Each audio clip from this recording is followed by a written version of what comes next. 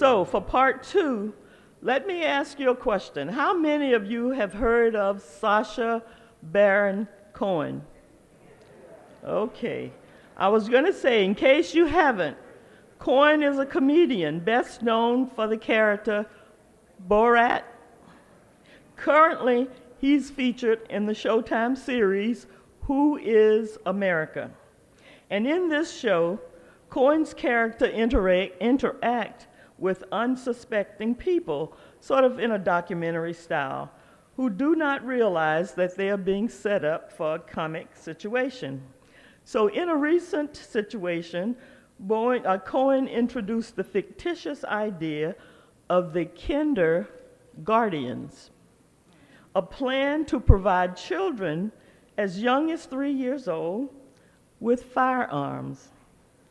More troubling than that was that our wonderful representative from South Carolina, Joe Wilson, I won't say which party he's in, and other prominent conservatives endorsed the idea of arming our young school children with guns. Not realizing that this was a prank, Wilson said, a 3-year-old cannot defend itself from an assault rifle by throwing a Hello Kitty pencil case at it. And he went on to say, our founding fathers did not put an age limit on the Second Amendment. Now, this news was terribly disturbing. Our children should not be learning their ABCs and numbers, and I don't mean the letters and numbers related to AR-15 assault rifles. What type of future citizens are we developing? What type of psychological damage is being done to our children? How will they handle the conflict of the future? Will it be much worse for Black people? Much more so in the future than it is now? It seems every day in the news we are faced with, and let me not leave out social media, body cameras, cell phones showing us all kinds of things with police killing of unarmed Black men and boys, and police calling on Black men, women, and children simply because you're Black. So merely seeing Black seemed to trigger some kind of hostile and often deadly response. And of course, all of you know about the 2 young men in Starbucks and what they faced, the graduate at Yale University who fell asleep in her own dorm, our own actor, Rahn, who was accosted at his home when the police banged on his door and said a neighbor had called because they thought this big Black man was going to rob the place. Young boy that you saw who was selling Kool-Aid, and the little girl trying to sell water to help her mother who had lost her job. Now, let's not get things twisted and think that because we are doctors, we are privileged and we are going to get exempt from being accosted, because I know that we have a story today that you're going to hear from one of our own who was accosted. And I have heard from several other members, many of them our past presidents, who have also been accosted, thinking that they either stole a car or some other horrible crime. And I know you have your own similar stories that you would like to share if you had time. But if you don't have a story, just keep living in America.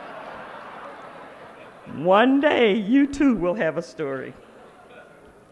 So Grandmaster Flash and the Furious Five said it best when they said, it's like a jungle sometimes. It makes me wonder how I keep from going under.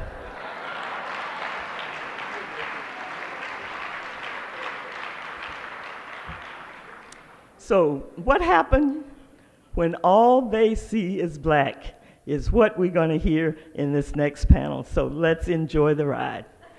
Dr. Ron Bailey is going to give us his story, and then we're going to have our keynote from Dr. Michael Eric Dyson, and we will then deal into a conversation as to what are the strategies we need to arm ourselves with as we go on living black in America. Wonderful, wonderful.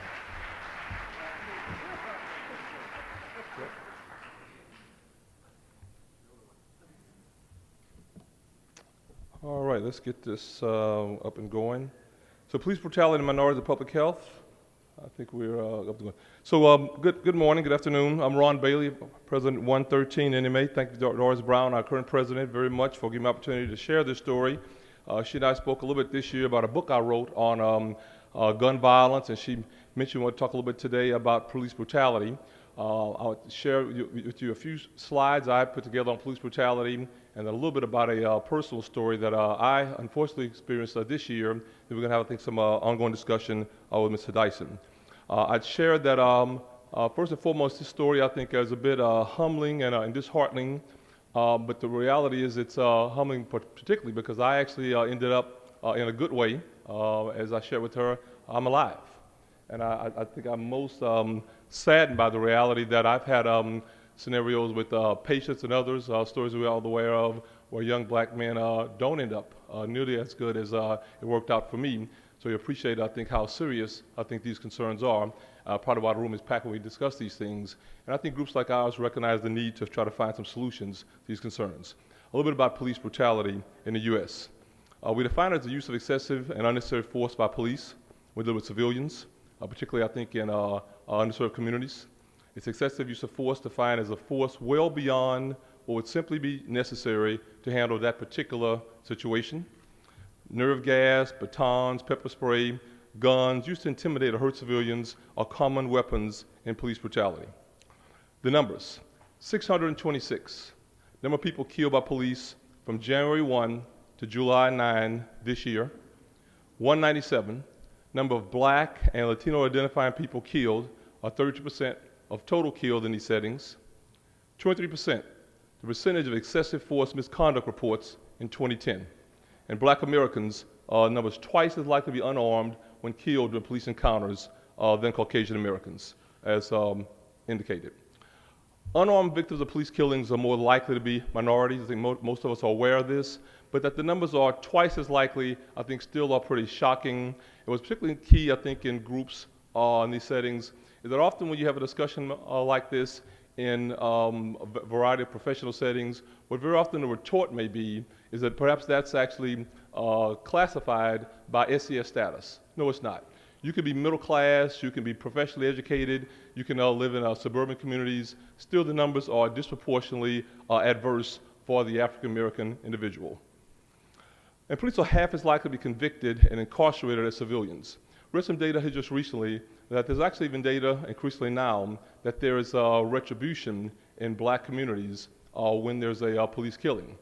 Published in January of 18, issued by a group, University of Seattle, that when there's a killing of a policeman, the numbers of killings of blacks in that community actually increases. So there certainly seems to be an emotional component, antagonistic or against black communities when violence was considered, even if not directed, toward police. These issues regarding conviction and incarceration of civilians in these settings, I think, are also manifest as well.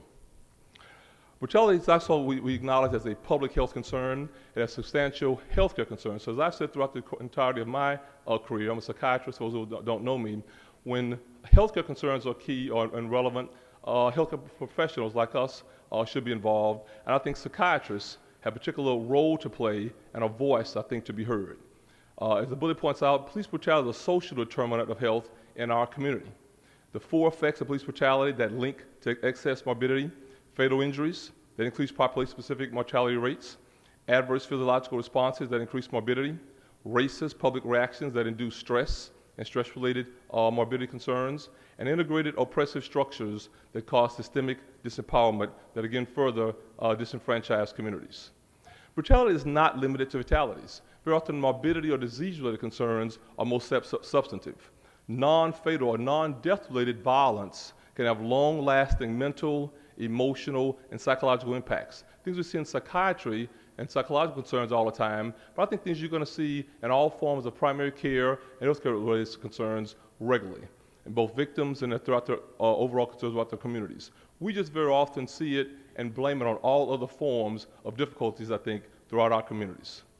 The other bullet, deterioration of organs and systems and caused by increased allostatic load occurs more frequently in black populations. Why does someone have high blood pressure you really can't get under control? Or diabetic concerns that are disproportionately adverse in these settings? Diabetes, stroke, cognitive impairment, and autoimmune disorders, to name a few. And the final point just emphasizes really a variety of the names, key ones that you certainly may make a point of. The one Sandra Bland catches my attention. My father is a 1962 graduate of Prairie View. My family is very close to the Prairie View community. All of them make no sense, particularly the one that was very relevant, I think, to all of us. And my last slide just points out that my two books, one on the left talked about health disparities, so the one on the right talked in many regards about the issues regarding gun violence. The particular issue that Doris and I spoke about in my personal concern happened earlier this year. I'm from Texas, new to North Carolina. My second chairman job now, about the last 3 or 4 years at Wake Forest. So I'm in Winston-Salem, North Carolina. I've been about 3 or 4 years, after about 7 years as chairman at Meharry in Tennessee. So here I'm a 52, 53-year-old black male. So I guess I've been driving a vehicle now for 3.5 decades, 35 years. So I've been stopped by the police 9 times in my life, 5 times the first 35 years of my life, 4 times the last 3.5 years of my life, all right? So you could argue that maybe I become a bad driver, or something adverse has happened in the last 3.5 years. Maybe it's the location, Winston, North Carolina. Maybe it's North Carolina, or maybe it's the culture or the era we're in the last 3 or 4 years. You can certainly make your pick. But the particular event occurred during the weekend of the CIAA basketball tournament, and I'll just kind of throw a shout out to CIAA. I'm actually also a Division II basketball player, played at Morehouse College, SIAA. Not quite as popular as CIAA for the North Carolina people, I'll go and share that. So my whole life I'd wanted to go to this tournament, been there 3 or 4 years, I'd never gone. I went. For those who know the area, Winston-Salem is about an hour-and-a-half drive from Charlotte. So if you go to this tournament, the games are at 7 and 9 p.m., so you're going to finish at 11 p.m., and it's about a 2-hour drive back. It takes 20, 30 minutes to get to your car after an 11 o'clock game. So when you get into Winston-Salem, it's 1 o'clock in the morning. I made a point, not to drink any alcohol. I don't drink much in general, but there was quite a bit of alcohol that evening, but I tend to go to bed pretty early. All my friends know that, and I know I had a long drive back. I'm driving by myself. So a guy stops me in the middle of Winston-Salem. He asked me on 3 separate occasions, had I been drinking alcohol? So first and foremost, that kind of challenges me that he's thinking I'm not telling the truth. I'm not accustomed to being challenged like that. So it took a bit of a reserve for me, not to respond in a way that would have easily been taken adversely by him. I can imagine for a younger guy, like my 22-year-old son, to respond very aggressively, man, why are you asking me that for the 3rd time? Those are the kind of things that would tick a young guy off and give a law enforcement officer a chance to respond very aggressively back toward him. That was kind of item 1. 3 times I said I had not been drinking, and I had not. Next, he asked me to engage in really a variety of the tests that you do. I'm a psychiatrist, so I know these tests.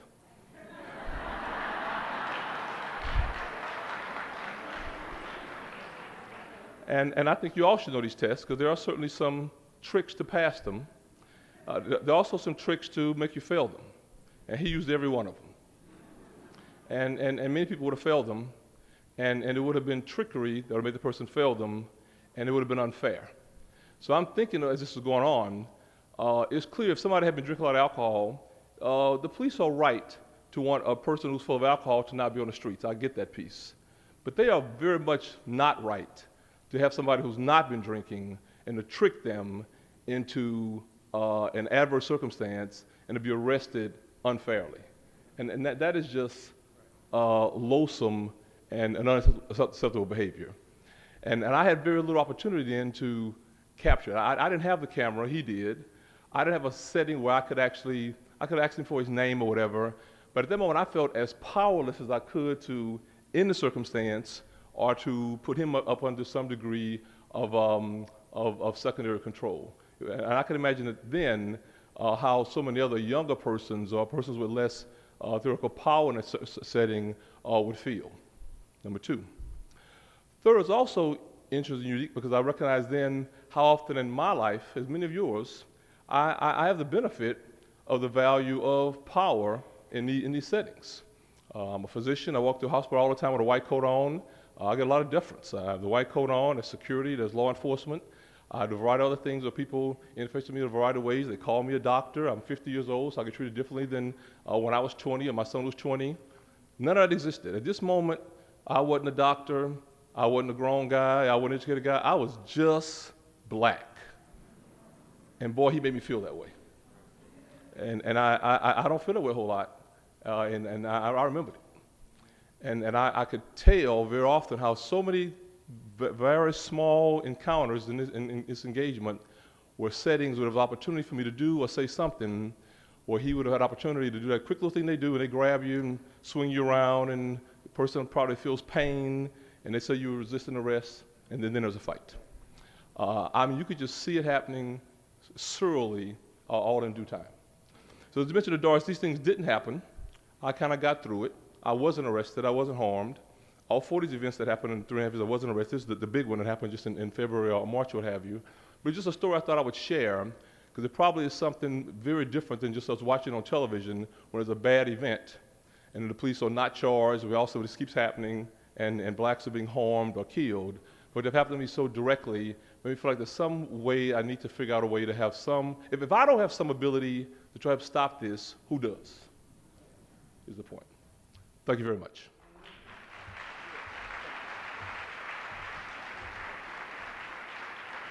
Okay. Thank you. And now, I know what all of you are standing around for. We're going to have our keynote address, Surviving While Being Black in America. And I think Dr. Dyson can tell us, we'll call this the New America dimension of whatever. Let's give a round of applause for our keynote speaker, Dr. Michael Eric Dyson.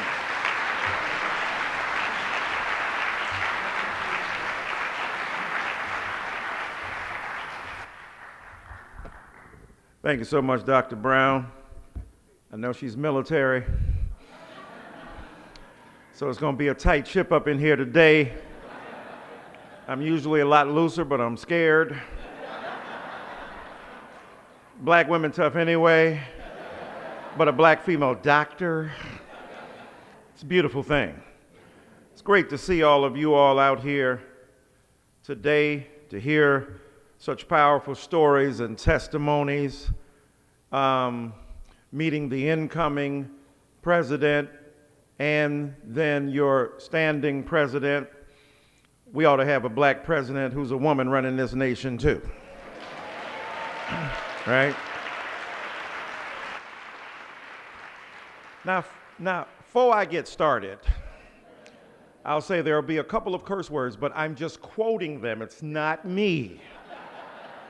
Because preachers don't really know how to cuss. Sunday morning. And then I must say to you, I want to help y'all out because I've seen you up here and I want to give you a few hints about how to help Negroes out. Don't call it trials.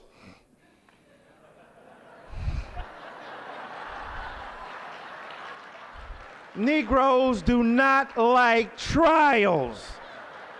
My cousin was on trial last week and they gave that nigga 5 years.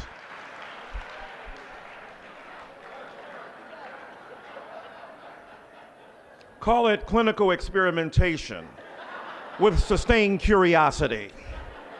Don't call it no trial. And then I noticed the technical language of sip tea. Try Cardi B. Very much. If I don't see you, when I see you and I don't talk to you, I don't speak to you, I don't mess with you. Okay. And then I've been Thank noticing you. your language And about now, AI. I know what all of you are standing Now, around Negroes for. don't know We're much going to have our about the keynote technical address. proliferation Surviving while of being black in America. hyper And I think Dr. Dyson stochastic can tell us. algorithms. We'll call this But they know AI was a great basketball player. Let's give a round of applause for our keynote speaker, Dr. I'm just trying to help y'all out here. Get Allen Iverson in your next convention and say, this is what AI can do for you. Now, I've been asked a few questions. I'm going to answer this. I'm going to get to my thing. I'm a doctor, too. Dr. Dyson. So I have some questions here. One of them is there, do ACE inhibitors work efficaciously for heart failure? Anything that inhibits my ace boon cone from hanging out with me hurts my heart. That's my answer to that. Next, are you helpful in identifying genes? No, but I know a few blouses that could help out many people who are here today. And then finally, are prostate and breast cancer related? I'm not sure, but if you put your prostate on somebody's breast, I know you're a freak. Thus ends question and answers with Dr. Dyson.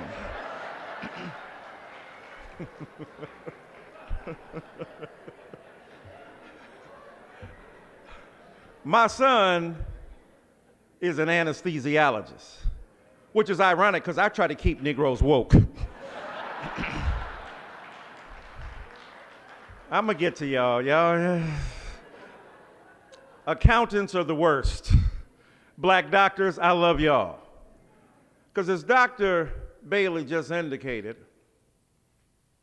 it don't make no difference.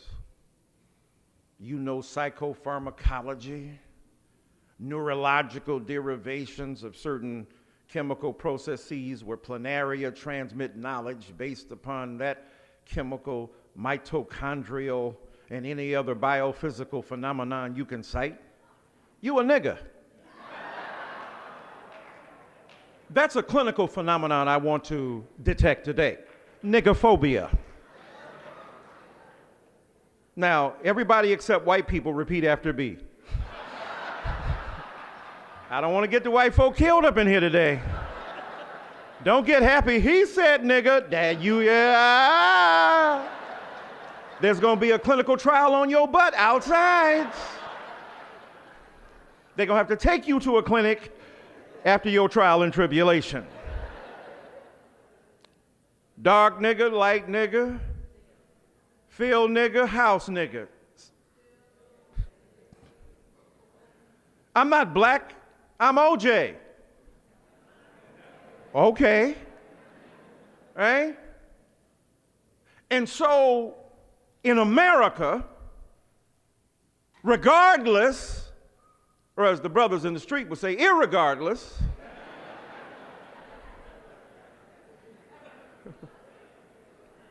of your standing, psychiatrists being able to discern the tricks and stratagems deployed by run-of-the-mill white cops and other black cops and other police people. We saw a black cop beating a brother down the other day. Y'all saw the tape. There's got to be something psychologically, as Dr. Brown talked about, the sheer repetition of seeing these snuff films, the last minutes of black people's lives, the last seconds playing out in an extended pageantry of pathology and a drama of destruction. So it don't make no difference who you is, what your education is. You went to Talladega or to Morehouse or to Spelman or to Meharry or to Harvard, Princeton. Yeah, it don't make no difference. If in America you are perceived through the lens that is distorted about your humanity. I live in Washington, D.C. You know what's going on in D.C. today. We got a man who stands up every morning to excrete the feces of his moral depravity into a nation he has turned into his psychic commode.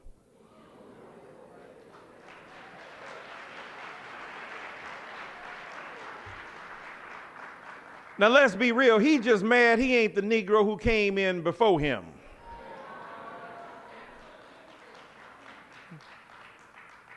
He just mad he ain't got swag, he ain't got style, he has no linguistic facility, no philosophical depth, no rhetorical skill, right?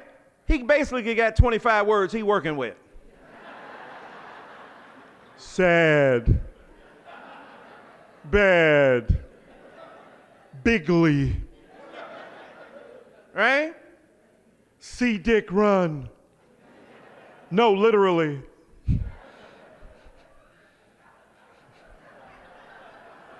Y'all ain't ready, y'all ain't ready. You got a sexual predator as president.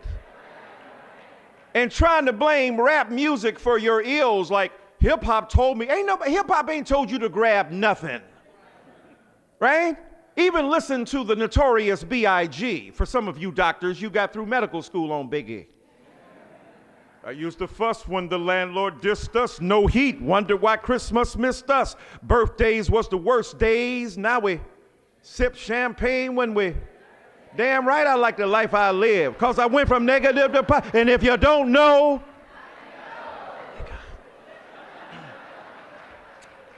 but he had another verse. He said, some say the X makes the sex spectacular. Make me look you from your neck to your back, then tongue delivering chills up that spine. That ass is mine.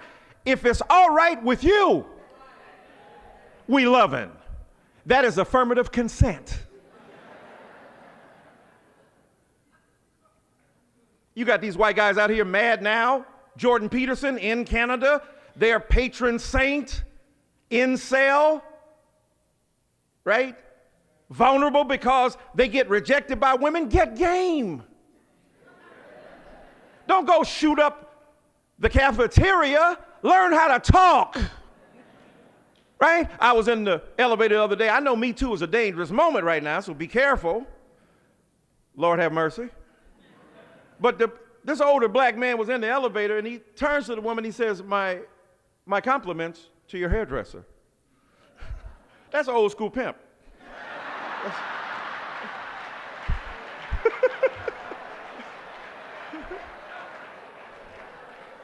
You better change hashtag Me Too. Me Too, get some game like that.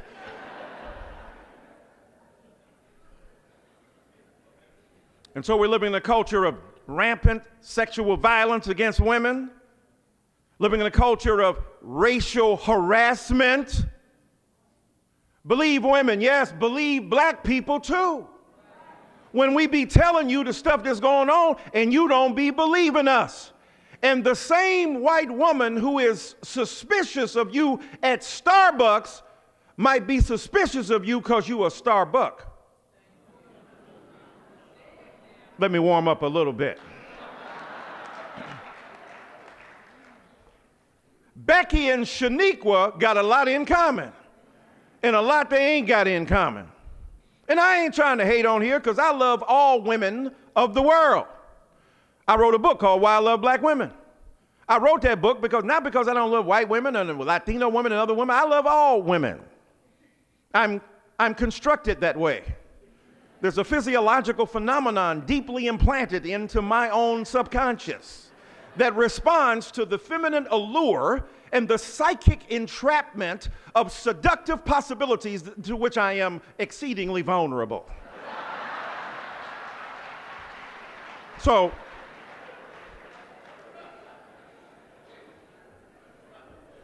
but black women getting crapped on every day, dogged, dismissed. I'm gonna come back and end with that, but just put that in your cap.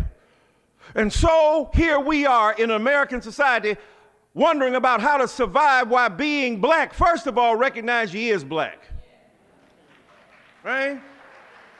Oh, some of us Negroes, I'm educated, I'm a doctor, a physician. I went to medical school, and then I went for a few more years in my internship. Doctors don't make the kind of money they used to make, right? That's why I don't take Medicare. I'm private pay me when you get the service, person. Right? The changes in the medical field, the infrastructure of medical support shifted with the invention of pharmaceutical companies that continue to entice people in a certain way while doctors become cogs in the machinery of capital. The delivery of health services has nothing to do with health. I ain't trying to get in y'all's business, but I'm just saying. So the reality is, recognize you black. Because a lot of us think that we are protected by our class. Ask Skip Gates at Harvard if being at Harvard gonna protect you. Police gonna check you. Ask Dr. Bailey. Ask all y'all. We know what that is. That no matter, in fact, sometimes we ought to tell our kids, the more education you got, the more mad people be getting. Oh, you one of them smart niggas. Right? Isn't it something he has to learn the words to control himself because he indicates that he is superior manifestly than the person investigating him? That's a Smith & Wesson in your face. That's a .357 Magnum in your behind. So now you got to worry about the fact that the white fragility, read Robin DiAngelo's new book named the same book title, White Fragility, that the hurt feelings of white people become the occasion for them to assert their vulnerability in the face of your black power. And so you better recognize you black in this country. If nothing else, Donald Trump done reminded you, you a Negro in America. Because he don't care. He ain't like others who were sensitive to the needs of black people and had to dress up their bigotry in order to articulate the premise of their prejudice. He just don't give a damn. And he been viciously racist from the get-go. He up there asking Barack Obama how he got into Harvard. Negro, how did you get into any school?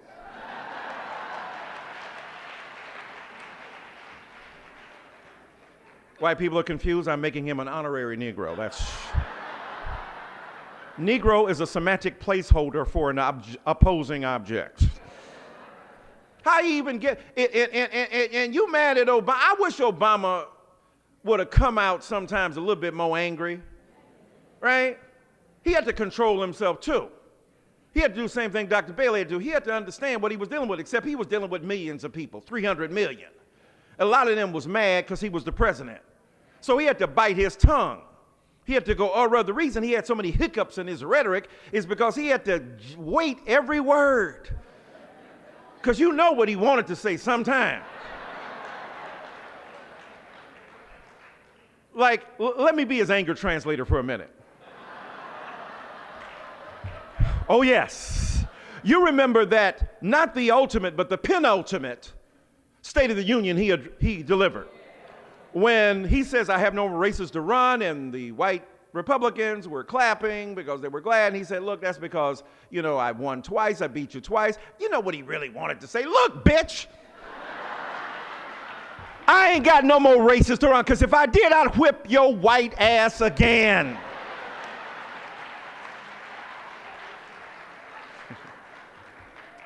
Just letting you know what was lurking in the Obamian consciousness. Obama spoiled white folk, though. Couldn't really afford to tell them the truth and didn't want to necessarily tell them the truth because white folk don't really want to have the truth. Fake news is white supremacy is real. Fake news is white people are superior. Fake news is that black people came here as a result of God in theology invading Africa to make us subordinate to white people. We've been dealing with fake news for 300 years. And so you got to recognize in America, you still black. No matter how much education you got, no matter how much money you got in the bank, how many nice cribs you got, for those who are not familiar, domiciles. It don't make no difference. And the sooner you understand that, the sooner you understand what your position is. That's why Trump don't like LeBron. LeBron understand, I'm a black man in America. I got a bunch of money, but they scrawling nigger on my gate in Los Angeles. And some of our white brothers and sisters, well, I don't get it, Jiminy Cricket. You're rich and famous. That's why the rich and famous need to speak up. Michael Jordan said, I support LJ. Where you at, Negro? I know y'all love Michael Jordan, but God dang it, call Negroes out who just tripping. You ought to say, Donald Trump is a white bigot. We understand that. LeBron James is a brave black man. Don't just say, I like him because he helping his people. Understand what we're up against here. We are in war. We need every hand on deck, every voice in the chorus of resistance to white supremacy. So first, now, is recognize you blacks. Secondly, help out other black people. See, people get upset when black folk talk to each other and ain't calling them names and ain't dogging them. Where 2 or 3 of us are gathered in his name, there's a potential revolution, and many white people are like, oh my God, what are you doing at the water fountain? We were talking about Denzel and Equalizer 2, that's all.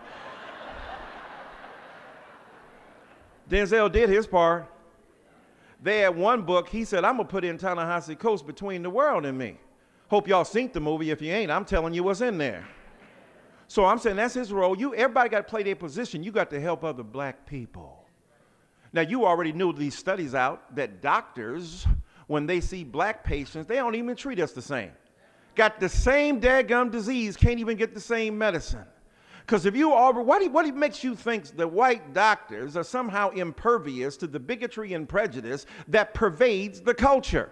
And even if they're not consciously bigoted, God bless their hearts, they live in a culture where systematically the distribution of resources toward them and away from African American and Latinx people suggests that even if they ain't intending to be bigoted, the resource base is not available for black people or brown people to be equal standing with white folk in this culture. All these studies they done when we don't even get the same heart failure medicine. We don't get the same recommendations for cholesterol.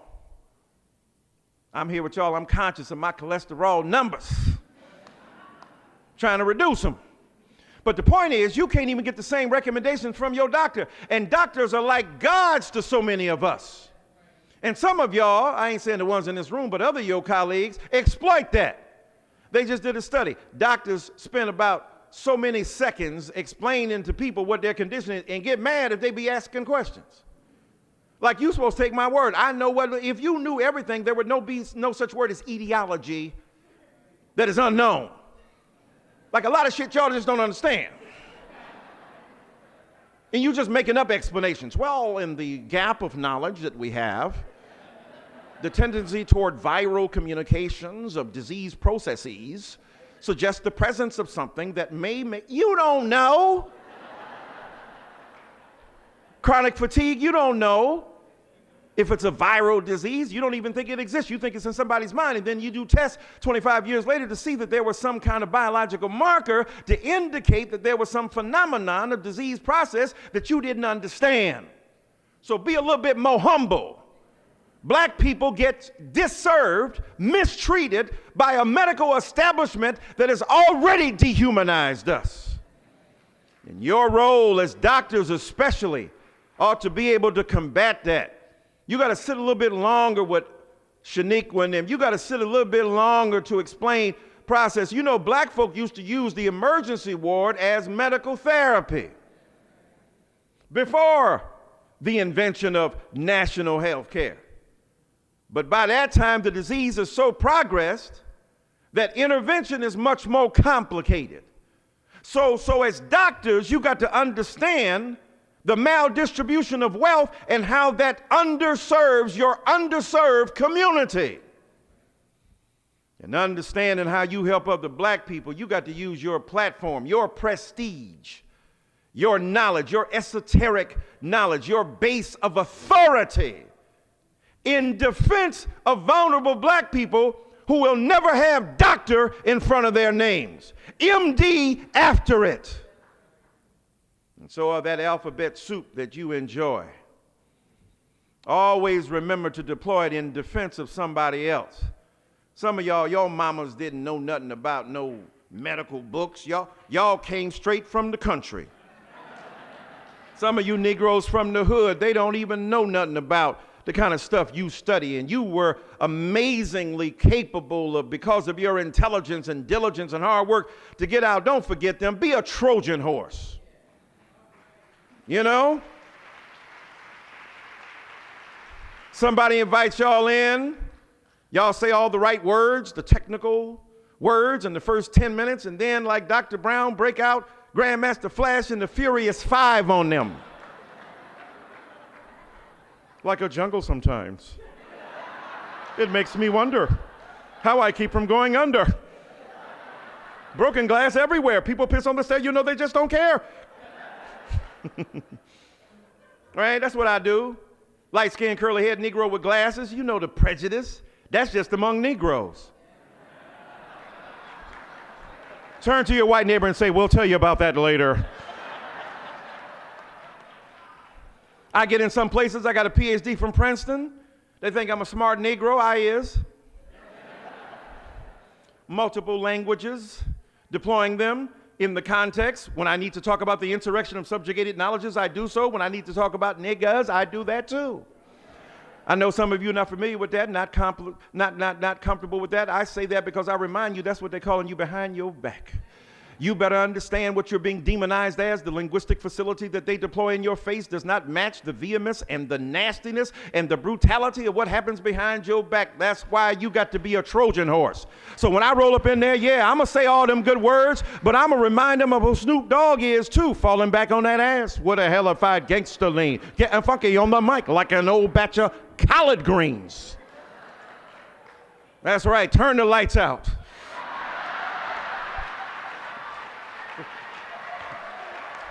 Too much light up in here. You don't need no more light.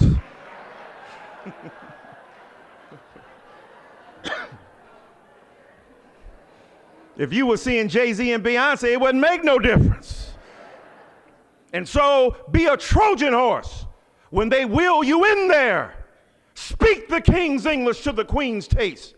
But do not forget Leroy and Sheila and those who were left behind, who through no fault of their own were denied the privilege and opportunity that you have. And then finally, I'm going to tell you this. If you're going to survive being black, love black women.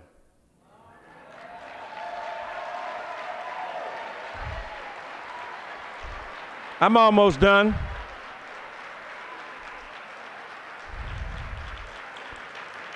Yeah, I don't want Dr. Brown Sandman to yank me off the Apollo stage. But I'm going to say this. Black women have been the most assaulted and vulnerable victims of both white supremacy, black male supremacy, and the refusal to acknowledge their humanity in both a dominant white culture and within our own ranks. That's real talk. This is not to demonize black men. You see, I'm one of them. And we have suffered tremendous disadvantage as a result of the castration complex of Donald Trump and white supremacy for 300 years. But we have also engaged in some nefarious activities against our own women. I love hip hop, but the bitch, the hoe, the skeezer, the slut, the hood rat, the chicken head, the demonizing of women, shawty, I'm taller than you, sir. And so we have to take our own analyses of our own culture and the internal dimensions. Yes, resist white supremacy. Yes, resist male supremacy outside, but resist patriarchy from within. The refusal to acknowledge women's lives is detrimental to black men too. Because the people who defend us more than anybody else are black women.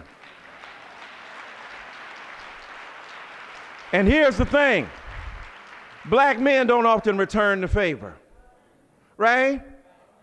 Now I ain't mad at who you marry, do your thing, but I ain't down for black men dogging black women.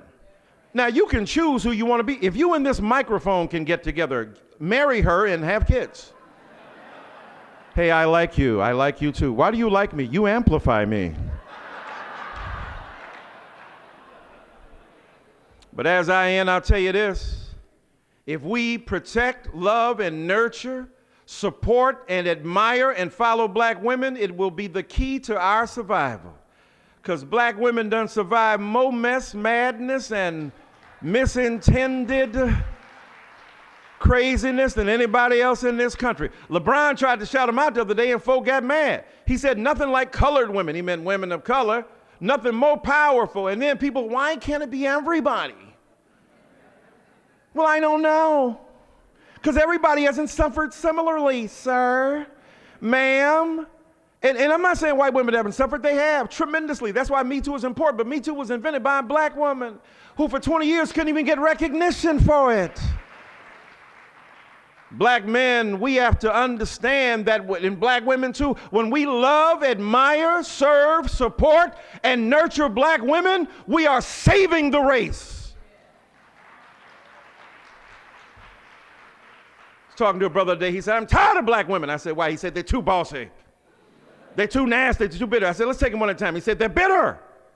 I said, what do you mean? He says, you say good morning, they go, no, it's not.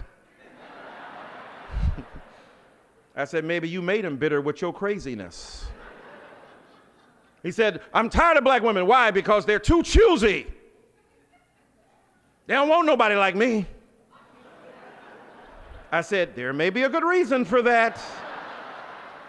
I said, you know, I did a sociological analysis and discovered black women marry and mate and get together with men below their economic and educational status more than any other women in America. Oh, that's facts. That's super facts. Them's real truths. Black women with a PhD got a brother, just made it to college. Sister with a master's degree got a guy who maybe went to high school. Sister with a bachelor's degree, dude went to the 8th grade, but he's a good man. Cleefus, just fix up your teethus, let's go. And as I end, I'm gonna take my seat, but I'm gonna tell you this.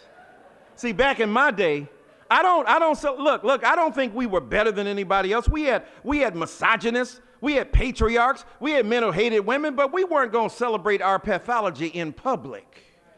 We weren't going to sing about it. We were singing opposite of what we was doing because we were trying to remind ourselves of the beauty and variety and the virtue of what we should be. I know Jay-Z said, I can't see him coming down my eyes, so I'll make this song cry. We were crying right with the song. In my generation, sunshine, blue skies, please go away. My girls found another, and with her went my future. My life is filled with gloom, but day after day, I know to you, but I wish it would have rained. Y'all don't know. I'm taking my seat. Y'all don't know nothing about that. Y'all, look, the girl would drive us crazy. We didn't mind acknowledging. Have you seen her? Have you? I see her face as the cold wind blows on the street, even at the, not the movie, at the picture show. That's the projected movie against the barn on the side. Why? They got philosophical about it. Oh, why? Did she have to? And, oh my God. Oh, I've been used. You could understand every word they were saying. Now I'm lost. They wasn't mumble rapping. The problem comes, the problem comes, 100,000, 100,000, 150,000, 150,000, 120,000, 120,000. Walk it like it, talk it, hey, walk it like it, talk it. What are you saying? Know what I'm saying? No, actually we don't know what you're saying. I'm wrapping it up right now, Dr. Brown. But let me finish my point. Give me 5 more minutes. Can I have 5 more minutes? Can I have 5 more minutes? Let me say this. Then we got to go. But I'm going to say this. And then the girl made us see things. Right? Today I saw somebody who looked. I swear she did. She walked like I thought it. But what happened? As she turned the corner. Shanae. It wasn't you, but that's all right. You still fine. Can I get that math? And then the girl turned us into a stalker. Each day through my window, I watch her. Wait a minute, how many days you been watching this woman? For 1 year? Somebody call the police on that stalker. So I'm gonna end by saying this. Not what they're singing. You remind me of my Jeep. No. And then Trey Songz, I love him, he said, you gonna think I invented sex. Not really. I think Barry White had something to do with that. I think Marvin Gaye might have had something to do. Marvin said, I don't see nothing wrong with you. Giving yourself to me can never be wrong if the Spirit moves you. Did that nigga bring the Holy Ghost up into the bedroom? That Negro was something. I think Teddy Pendergrass had something to do with that. He started like Obama, soft, close the door. But then he ended like Al Sharpton, shut him off! I'm taking my seat because Dr. Brown about to grab me out here, but let me say this. That's why you got to support strong black women. Why? Do you think Harriet Tubman wasn't a strong black woman? What do you think she said? Excuse me. Come along, there's a great thing called the Underground Railroad. It's cool. That ain't what she said. Be here tonight at 8:30. And don't be late. And Negroes got there. We was going to go, but we done changed our mind, but we ain't going to tell nobody. She said, oh, I know you won't. She had a Bible in one hand and a shotgun in the other. And she had to knock some of those Negroes out. Don't call it a comeback. I've been here for years. Mama said, and she knocked him out. And when they woke up, where I is, Negro, you free. We done drug your butt to freedom, and we'll still do it today. Peace.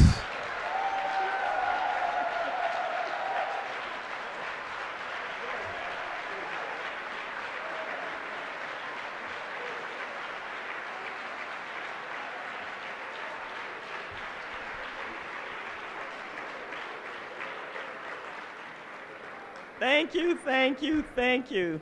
I know that was fantastic, and I know people think they got to get out of here to go to the luncheon, but it won't happen without us, so you might as well keep your seat. I want you to know that you can continue to follow us on Instagram at National MEDASSN.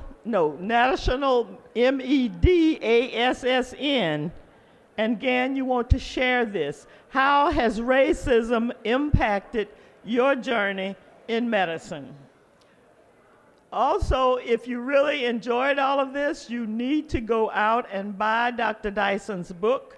It's called What Truth Sounds Like.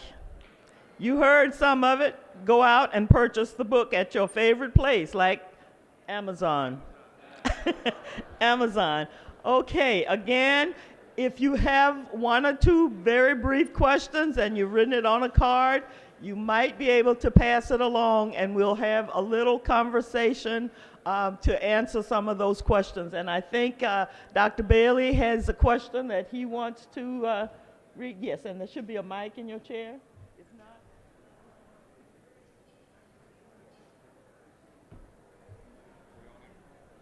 yeah, you just turn it on, yeah. Justin, are we on? Yes. How do we get conservatives and the NRA to defend the gun rights of African Americans? Black folks have equal rights to bear arms. Clearly, I think the issue regarding gun rights is a huge moment, I think, for the U.S. And I think it does, I think, have a moment for African Americans. The reality is it increasingly now has a differentiation between the African American community, I think, and the majority community. The reality is all persons have a right for concerns regarding safety, but the issue is if you flood the U.S. market with guns, disproportionately African American communities are the ones that not only are more safe but are less safe and have a greater risk, I think, of harm across the board, especially for young African American males. There needs to be, I think, a reasonableness as a consideration regarding who actually has access to arms and weapons. There clearly needs to be a reasonableness to what types of weapons are available. They certainly should not be those that are high magazine capacity, and so it should not be open access to those that are easily concealable. Those are the ones that increase the likelihood for harm, I think, in general communities. The point that I like to always make is that this should never be coached in terms that separates those who want to have long barrel shotguns for pleasure, for hunting in rural areas, things of that nature. That's often a consideration that blocks, I think, sensible rights. So you can have sensible gun rights that don't harm African American communities. No one other than the military needs to have an assault rifle. Bottom line, stop it. Question. We have a question Dr. Dyson's going to answer. Go ahead. Yes. When is it important to say the word racism, the words white supremacy? Do doctors need to do that? Yes. Obviously, when you're seeing a patient, especially say you happen to see a white patient, you know your fundamental problem is, Bob, you're a white supremacist. I wouldn't recommend that approach, right? But what I would say is the following, however. Racism is real. We can look at it from multiple angles. We can look at it from a strictly scientific perspective. We can look at it from a social perspective. We can look at it from an economic and philosophical perspective, from a religious perspective. And if we talk about public health problems like violence, gun violence is a public health problem, we know white supremacy and racism are equally opprobrious features of our national landscape that have to be spoken about in medical terms as well. A disease that really wreaks carnage and harm on the American landscape and the body politic. But I think even more, especially as citizens of the United States of America, doctors have a special obligation to acknowledge the harm that is done. When we heard Dr. Bailey speaking today, when we hear Dr. Brown, when we hear Dr. Johnson, when we hear everybody here who's on a panel or who's in your own arena speaking about these issues, it is extremely important that highly intelligent, scientifically trained medical professionals acknowledge what so many people have to confront. And white supremacy, I think, is a term that should be used. We see it now. We see what's going on today in Washington, D.C., but that's not the only manifestation of white supremacy. The neo-Nazism, right? Go see the movie Black Klansman. When you see the historical backdrop and context of neo-Confederate ideas that are afoot in this culture. So as medical professionals, I think it's extremely important that doctors, among many others, join their voices in the denunciation of what is both a medically identifiable phenomenon, a culturally reprehensible phenomenon, and a sociologically valid notion that racial tyranny, racial racism, and white supremacy exist and should be identified, acknowledged, and resisted. Thank you. And I want to thank our panelists. If you give them another hand, I hope that you've enjoyed this.